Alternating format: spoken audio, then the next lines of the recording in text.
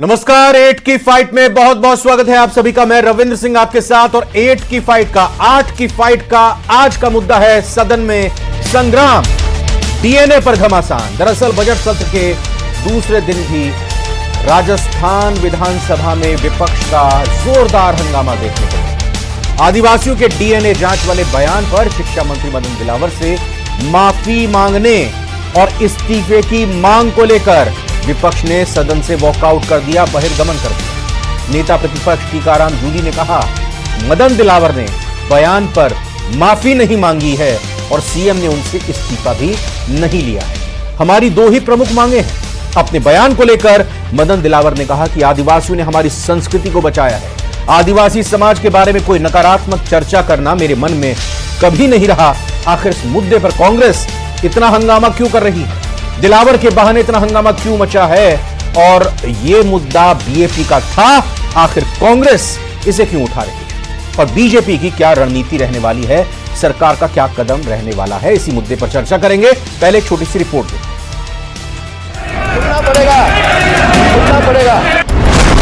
मदन दिलावर के डीएनए वाले बयान पर सदन में हंगामा।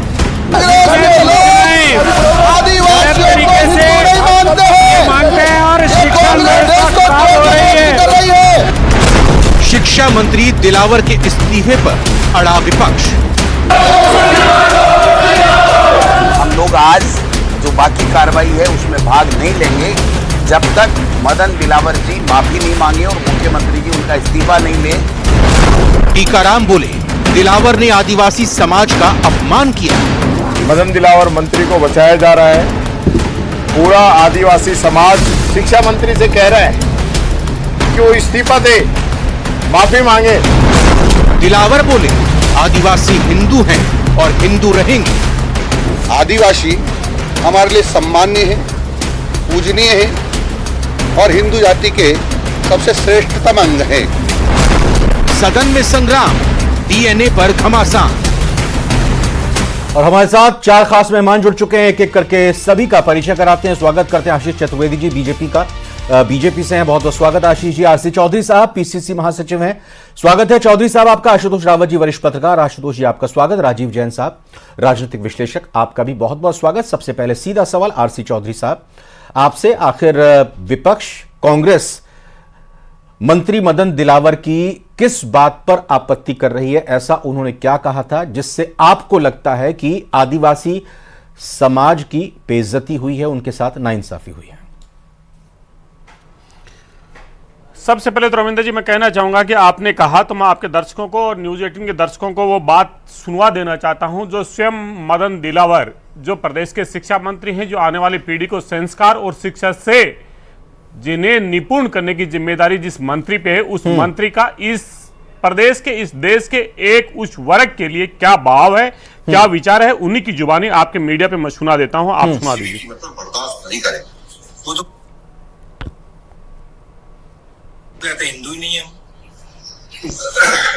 वो एक नहीं है, वो तो उनके पूर्वजों से पूछ लेंगे।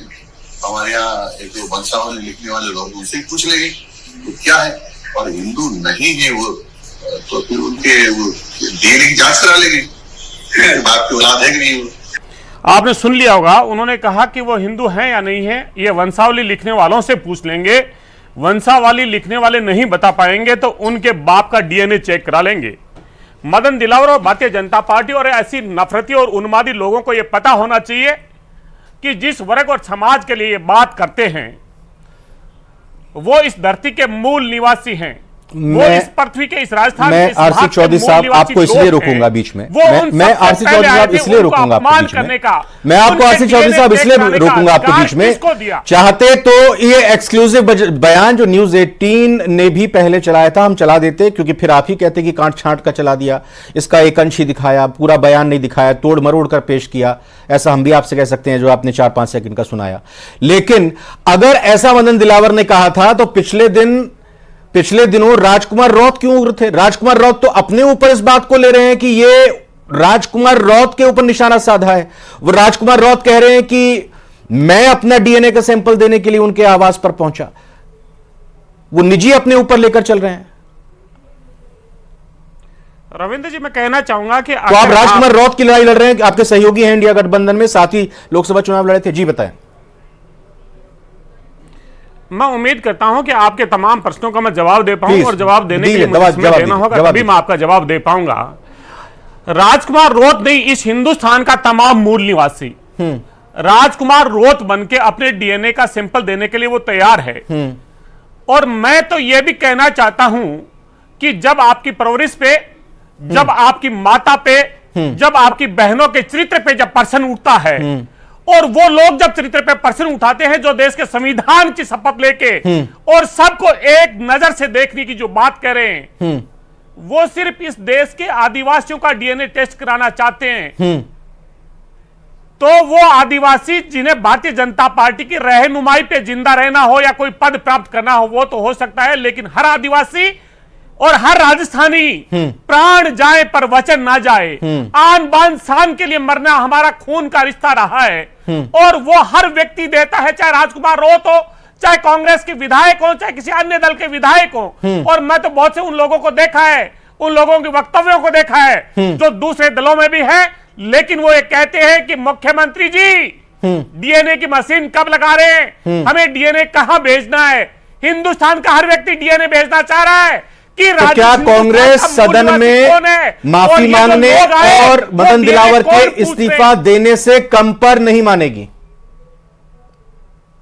मैं कहना चाहूंगा कि जो व्यक्ति संविधान की धज्जियां उड़ाता हो, जो व्यक्ति संविधान के माध्यम से शपथ लेता हो और फिर संविधान की शपथ लेके कुर्सी पे आसीन होने के बाद में लोगों के धर्म के आधार पे, जाति के आधार पे, मजहब के आधार पे बांटता हो, भेद करता हो, चरित्र पे प्रश्न उठाता हो, तो क्या यह नैतिकता बनती है? हम भारतीय जनता पार्टी से पूछना चाहते हैं, एक भी मंत्री का, प्रदेश अध्यक्ष का, प्रधानमंत्री का, किसी नेता का बयान नहीं आता है। क्यों नहीं भारतीय जनता पार्टी के नेता ये कहते कि हम आदिवासी हैं?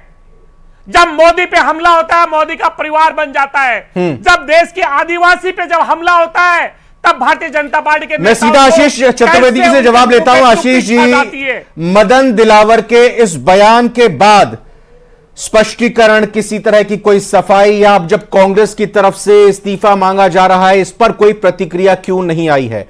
अगर कांग्रेस के, या यूं कहें कि लोकसभा में नेता प्रतिपक्ष से बीजेपी हिंदू धर्म के अपमान को लेकर इस्तीफा मांगने की बात कर रही है, माफी मांगने की बात कर रही है, संत समाज सड़कों पर उतर रहे हैं, अब अगर आदिवासी समाज के लिए माफी मांगने की बात, मंत्री के इस्तीफे देने की बात कांग्रेस कर रही है, तो क्या गलत है? देखिए रविंद्र जी, सबसे पहले तो हमें जो आपके चैनल ने आज मदन दिलावर जी का बयान चलाया है वो सबको सुनना चाहिए, और विशेषकर कांग्रेस के लोगों को सुनना चाहिए। उन्होंने बहुत स्पष्ट रूप से कहा है कि जो आदिवासी समाज है, वो जो उनके भाई बहन है, वो सम्माननीय है, पूजनीय है, और उसको हिंदू धर्म का, अरे सुनिए तो सही, अरे आपका नंबर आएगा। वो ये कह रहे हैं, वो ये कह रहे हैं, अरे सुनिए तो सही, अरे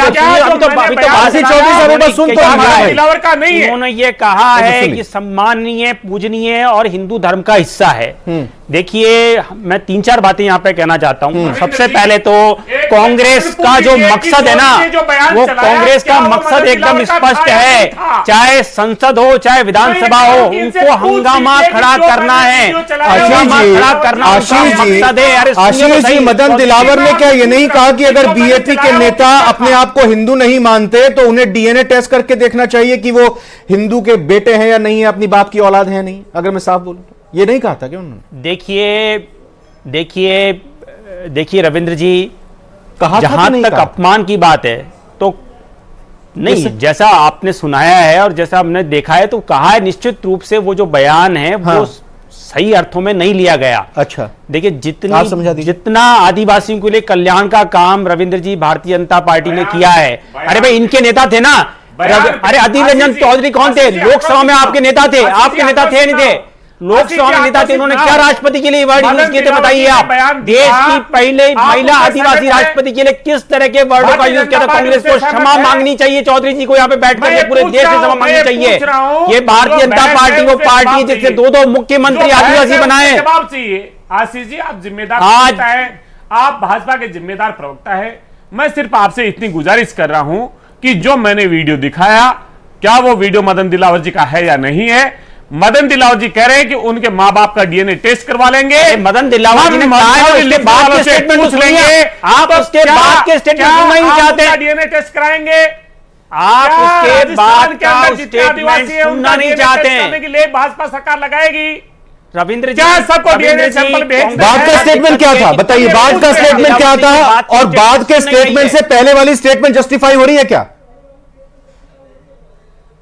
नहीं, पहले वाले का तो कह रहे हैं ना कि भाई जब सम्माननीय पूजनीय बोल दिया है तो कोई उनके जो पहला स्टेटमेंट है उसको कोई जस्टिफाई नहीं कर रहा है। वो खुद भी जस्टिफाई नहीं कर रहे हैं, खुद बोल रहे हैं। माफी मांग लीजिए, फिर कुछ जस्टिफाई नहीं कर रहे हैं, खेद प्रकट कर दीजिए। देखिए रविंद्र जी, जो हम चर्चा कर रहे हैं ना, उस पे पहले कांग्रेस को अपना स्टैंड क्लियर करना चाहिए, क्योंकि कांग्रेस की फितरत क्या रहती है कि वो उस हर षड्यंत्र का हिस्से में शामिल होती है जिसमें हिंदू धर्म विभाजित हो। तो पहले तो आप बताइए ना कि आदिवासी को आप हिंदू मानते या नहीं मानते? अरे आप बताइए ना।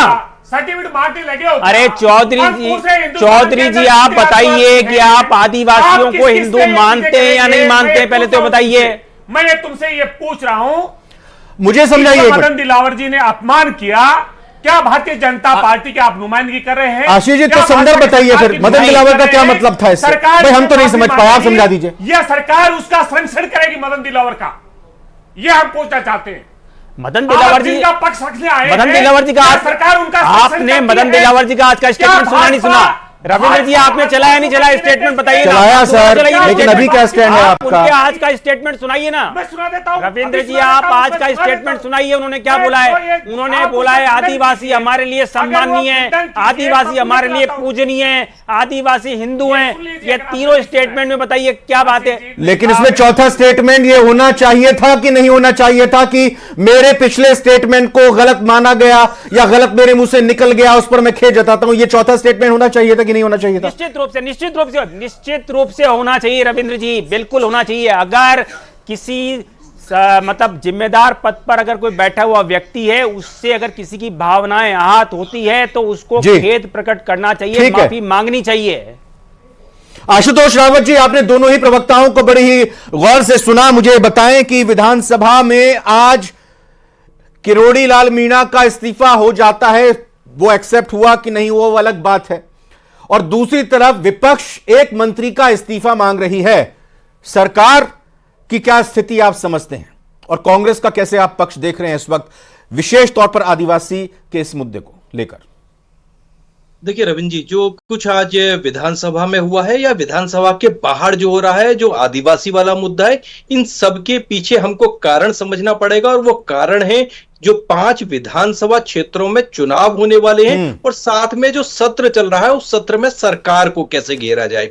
मदन दिलावर और किरोड़ी लाल मीणा ये दो ऐसे मंत्री हैं जो इस सरकार में सबसे ज्यादा अनुभवी हैं और सबसे ज्यादा जिनको सरकार में काम करने का अनुभव है। किरोड़ी लाल जी के बारे में यह कहा जा रहा है कि उन्होंने जैसा स्वीकार किया है कि मैंने इस्तीफा दे दिया है। ऐसे में विपक्ष मदन दिलावर जी को घेरना चाहता है, सरकार को यह आईना दिखाना चाहता है कि आपके जो दोनों अनुभवी मंत्री हैं वो कहीं ना कहीं चर्चाओं में, विवादों में या सरकार के काम में सपोर्ट नहीं कर पा रहे हैं, आपको सहयोग नहीं कर पा रहे, क्योंकि इन्हीं सीनियर चेहरों के नाम पर आपको सरकार चलानी है। मुख्यमंत्री तो चेहरा खुद में इतना नया है कि शायद सरकार के नाम पर कैसे वह सरकार चलेगी यह तय इन बड़े सीनियर नेताओं को करना था। तो कांग्रेस ने एक तरीके से इसमें यहां दो तरफा अपना स्टैंड रखा है कि एक तरफ वो सरकार को, मुख्यमंत्री को, भाजपा को घेर रहे, दूसरी तरफ अपनी विधानसभा चुनावों की तैयारी कर रहे हैं। 84 विधानसभा को हमको याद रखना पड़ेगा, जहां पर लगभग 2 लाख मतदाता है, जिनमें 65% आदिवासी समाज से आते हैं। ऐसे में 84 विधानसभा को ध्यान में रख करके सरकार का जो सत्र चल रहा है उसमें भारतीय जनता पार्टी को घेरने के लिए और भाजपा की सरकार, जिसको वो कांग्रेस अक्सर आरोप लगाती है कि पर्ची की सरकार है, तो ऐसे में 2 बड़े अनुभवी मंत्रियों को कांग्रेस ने एक बार घेर करके यह साबित कर दिया है कि विधानसभा में वो जैसा चाहेंगे वैसे हिसाब से अपनी रणनीति बनाएंगे, सरकार को फ्री हैंड वर्क नहीं करने देंगे। यहां मुझे यह सरकार कांग्रेस की तरफ से सत्र चल रहा है, कैसे निकलेगी इससे, क्या रास्ता है उसके पास? और विपक्ष चूंकि आज वॉकआउट कर दिया था, कह दिया है कि जब तक इस्तीफा नहीं देंगे या नहीं लेंगे तब तक नहीं हम पीछे हटने वाले। और आगे भी ऐसे ही रहेंगे। छठी का दूध याद दिला देंगे, गोविंद सिंह डोटासरा जी ने तो ये कह दिया।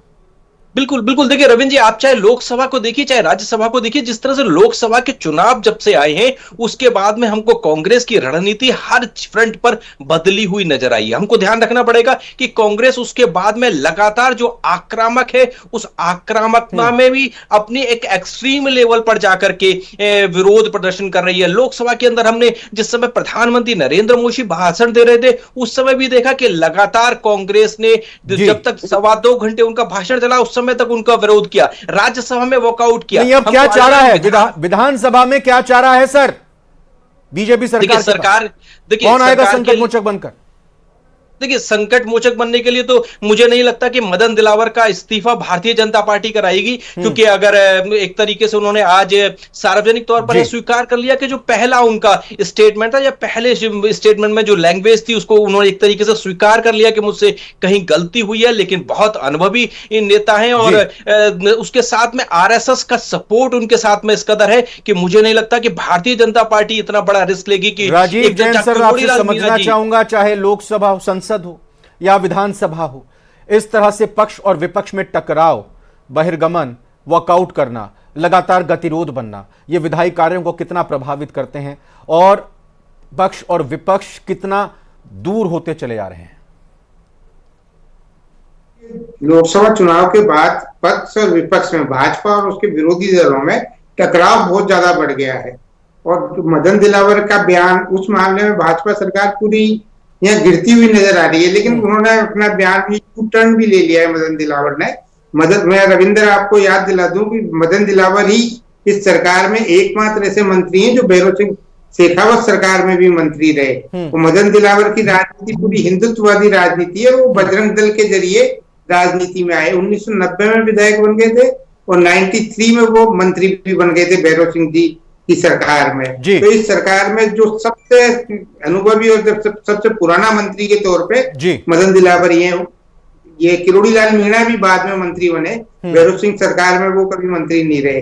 लेकिन जो आदिवासियों पर खेल मतलब जिस तरीके का चल रहा है उसमें आप देखिए कि आदिवासी बेल्ट में आदिवासियों पर भाजपा ने पिछले 25-30 साल में एक अच्छी पकड़ बनाई थी, कांग्रेस को कहीं पीछे छोड़ दिया था। लेकिन पिछले 5-7 साल में एक आदिवासी पार्टी जो बनी नई, उसका जनाधार बहुत ज्यादा बढ़ गया। उससे कांग्रेस और भाजपा दोनों ही कहीं ना कहीं चिंतित हुए। उनका जनाधार किसका? इन दोनों मुख्य दलों का।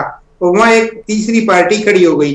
तो इस मुद्दे को कांग्रेस पूरे जोर शोर से भाजपा के खिलाफ उस रूप में घेर दिए कि आदिवासियों का उसका वापिस जनाधार जो अपने राजस्थान में उदयपुर संभाग में है वहां बढ़ सके, तो उस रूप में वो ले रही है। लेकिन दूसरी तरफ जो आने वाले 5 विधानसभाओं के उपचुनाव है उनमें 3 सीटें ऐसी जो आदिवासी बहुल है, दौसा की, देवली उनियारा की और 84 की सीटें। तीनों मीणा बहुल सीटें हैं और आदिवासी माने जाते हैं। तो उस तौर पे भी कहीं ना कहीं भाजपा एक कटघरे में खड़ी हो रही है कि उसको अपना जनाधार कहीं खिसकता दिख रहा है। दूसरी तरफ क्या किरोड़ी लाल मीणा वाला एपिसोड भी सामने आ गया कि वो इस्तीफा दे रहे हैं। तो मीणा जो लोकसभा चुनाव के नतीजे आए उसमें एक चीज बड़े साफ हुई कि मीणा, गुर्जर और जाट, 3 जो बड़े जाति आधार वाले मतदाता समूह है वो कहीं ना कहीं भाजपा से छिटके हैं। तो उसी का नतीजा लोकसभा का जो परिणाम आए उससे साफ जाहिर होता है।